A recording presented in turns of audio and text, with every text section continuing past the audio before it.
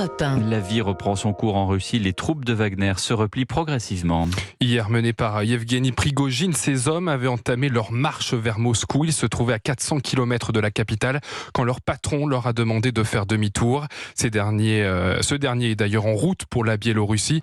Bonsoir Nicolas Tonev. Bonsoir à tous. Vous êtes le journaliste spécialiste des questions internationales pour Europe 1. Nicolas, quel enseignement faut-il tirer de ces 24 heures de crise en Russie ? Alors tout d'abord, cette espèce d'impréparation et de désarroi des services locaux, régionaux, puisqu'on a quand même un homme qui vient avec des chars d'Ukraine et qui arrive jusqu'à 400 km de Moscou. C'est quand même surréaliste. Personne n'essaie de l'arrêter, ni les gouverneurs, ni la police, ni l'armée. Et ce que cela dit aussi de ce qui se passe en Russie, c'est que il y a cette peur de déplaire au chef qui paralyse totalement tous les systèmes de commandement.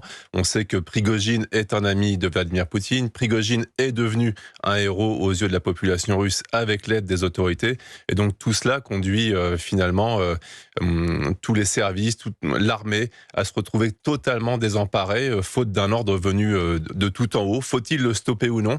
Et c'est pour cela finalement que tout s'est déroulé par l'extérieur, par Alexander Loukachenko. Et avec cet événement, l'avenir de Vladimir Poutine est-il remis en cause ? Alors, en fait, les heures, les jours à venir vont vraiment être celles des comptes à Moscou, puisque Vladimir Poutine, évidemment, est très affaibli. Pour la première fois, un rebelle à qui il a promis le pire, pour trahison, s'en sort et même plutôt bien. Yevgeny Prigojine part vivant, il part avec sa vie, ce qui est notoirement très rare quand même quand on en est pris à Vladimir Poutine. Il part avec ses hommes, avec son matériel, sans poursuite pénale.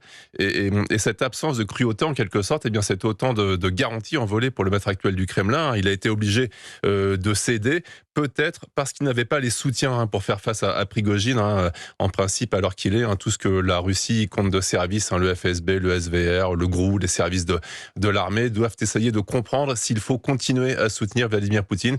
Et c'est en cela que les heures, peut-être, les jours, les semaines vont être vraiment décisives pour comprendre si la Russie va continuer avec Vladimir Poutine, va peut-être miser sur Prigojine, qui devient populaire, ce qui est totalement incroyable, ou peut-être sortir un troisième homme du chapeau. Affaire à suivre, merci.